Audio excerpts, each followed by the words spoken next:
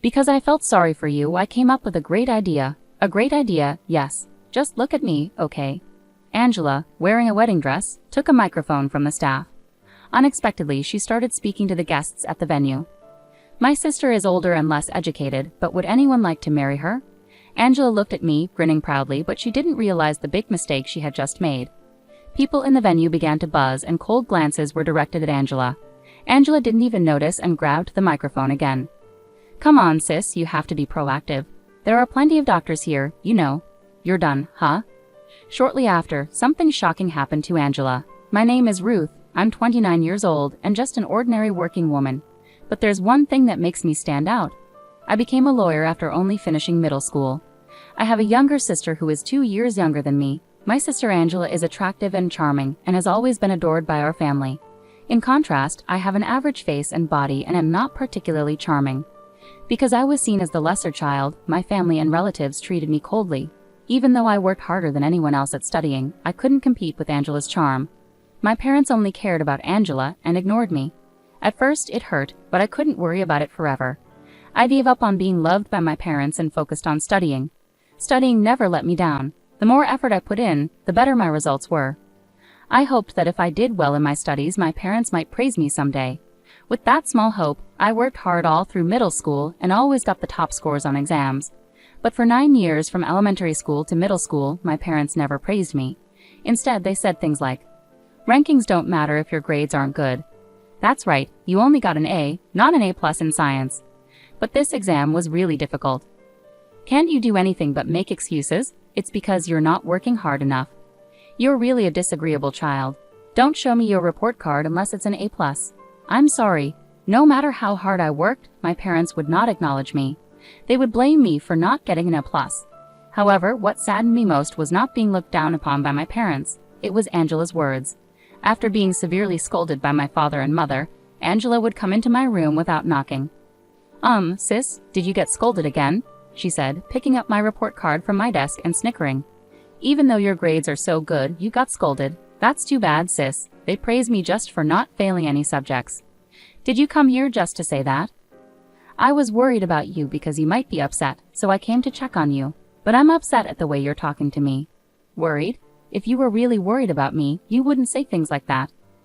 "See, that's the thing. Because you're so unfriendly, that's why Mom and Dad don't love you." With a contemptuous look, Angela left the room. Right after that, I could hear her laughing with my parents in the living room.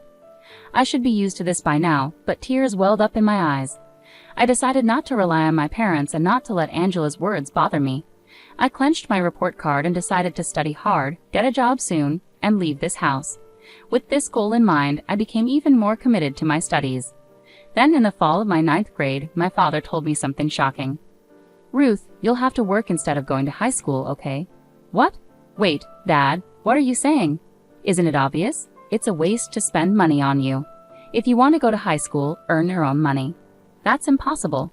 I'm still in middle school. I can't even get a part-time job." "Then give it up.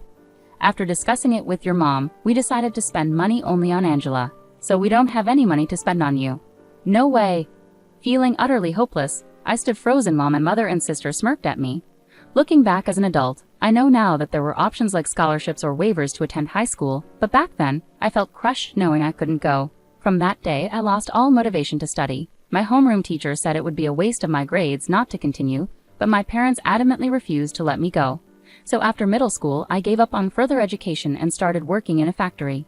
Since I was too young to live alone, I worked hard until I turned 18, saving every penny. I planned to leave home the day I came of age. I paid half of my earnings to my parents for living expenses and endured those painful years. On my 18th birthday, I left a note and proudly walked away from a house filled with painful memories. Ironically, my parents and Angela never reached out to me, not even a message. At first, I felt sadness, but as I kept busy with work, I began caring less about my family. Surprisingly, without the stress of home, I started feeling more at ease. That's when I decided to revisit my love for studying. After 3 years away, I started by reviewing and quickly found joy in it again. I read high school textbooks and developed a habit of reading extensively, which sparked my interest in law from the books I read about it. Dreaming of becoming a lawyer with only a middle school education seemed far-fetched at first. But I learned that passing a preliminary exam allowed even a middle school graduate to take the bar exam. From then on, I studied harder than ever. I studied at home and even during work breaks, flipping through legal books while eating lunch. Fortunately, my older coworkers, mostly my parents' age, supported and encouraged me. At 23, I passed the bar exam and left the factory to work at a law firm. After 4 years there, I started my own practice 2 years ago. Today I work as a consultant lawyer for a hospital, living a fulfilling life. Sometimes I wonder if my parents would be proud of me now that I'm a lawyer. Maybe they would finally approve of me. Though I sometimes think about it, I've never reached out to them and likely won't in the future. Unexpectedly, the day of reunion arrived when I received a message from Angela announcing her upcoming marriage to a doctor at the age of 27. I hadn't heard from my family since leaving home at 18, so this caught me off guard. Despite my hesitation about seeing Angela and my parents after all these years, I couldn't miss my sister's wedding. I replied that I would attend. Angela only provided the date and location in her message. At the end, she added, "Don't forget to bring some gifts from me, okay?" It seemed like Angela wanted me there just to receive gifts, assuming she wouldn't have to give me one in return later.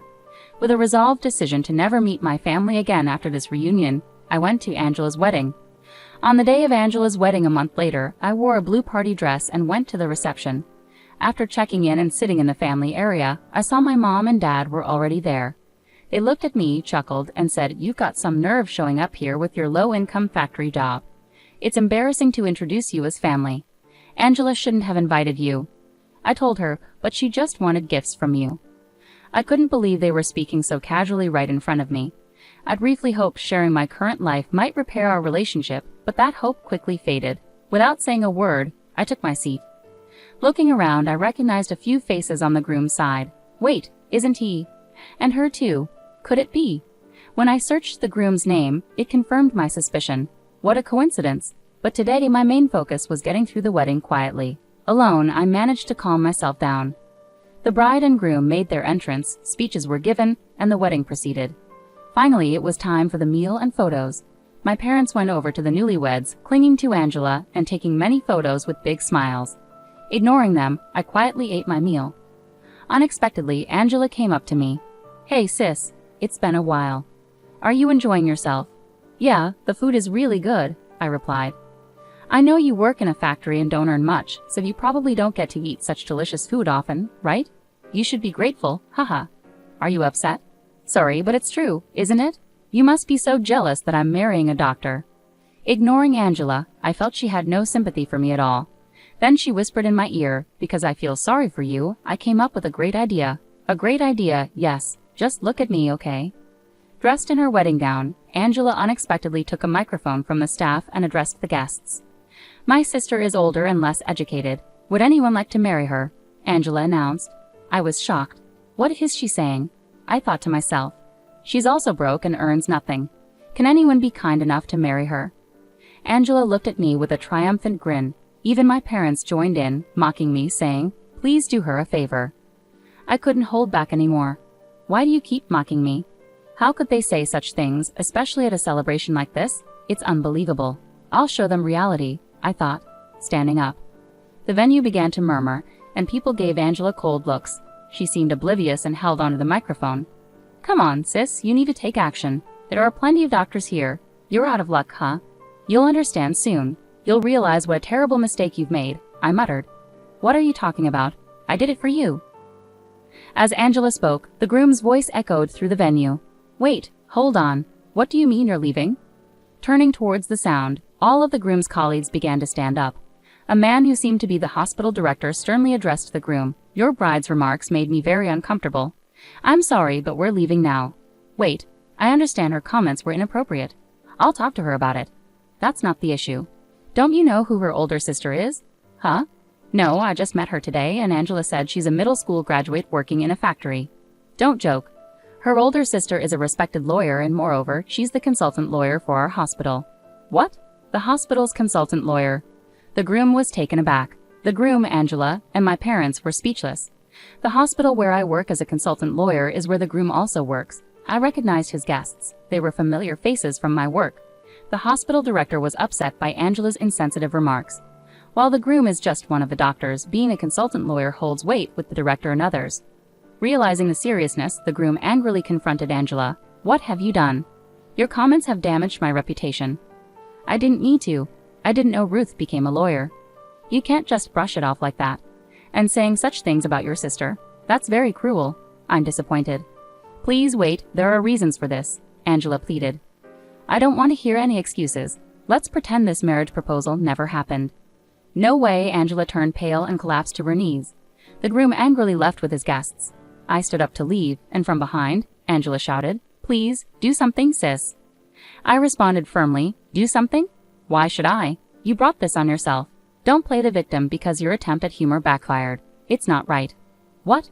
Why would you say that? I didn't mean for this to happen. If only you had told me you became a lawyer.